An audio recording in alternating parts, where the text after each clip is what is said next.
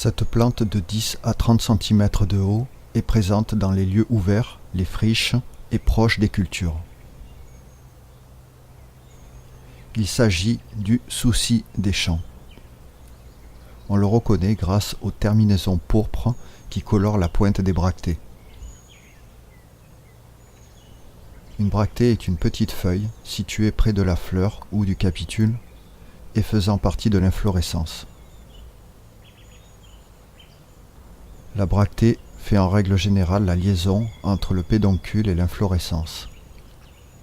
Le pédoncule étant la queue de la fleur.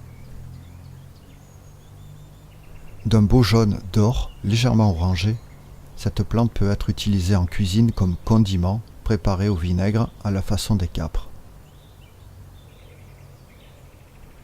Il est déconseillé d'abuser des fleurs qui se consomment en mesclin avec d'autres salades. On peut aussi s'en servir pour décorer des plats. Sa saveur est légèrement camphrée et peu épicée. Le souci est un cicatrisant et un anti-infectieux. On parle alors de plante vulnéraire. On peut en faire une huile cicatrisante par macération des fleurs. Cela agit sur les plaies, les brûlures, les eczémas et les contusions.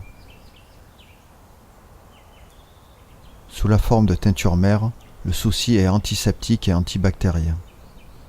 Une teinture mère est une macération de 1/10 de plante fraîche pour une dose d'alcool à 65 degrés.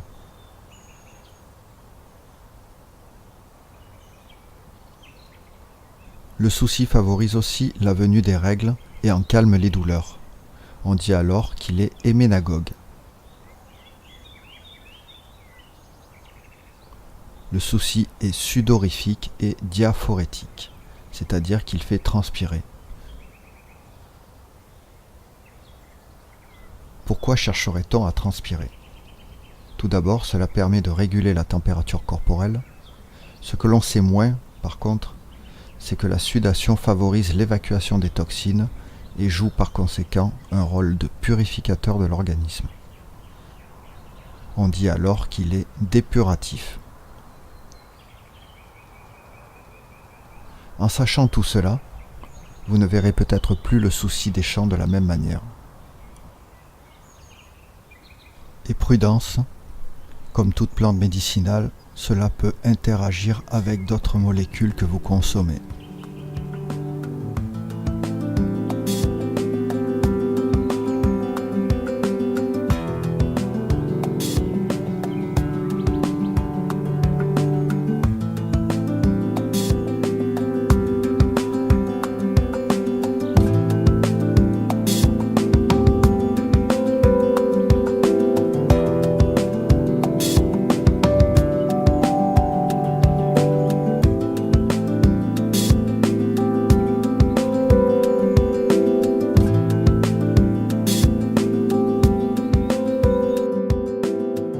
Retrouvez une partie de ces informations dans le livre de Marie-Claude Pomme, Sauvage et comestible.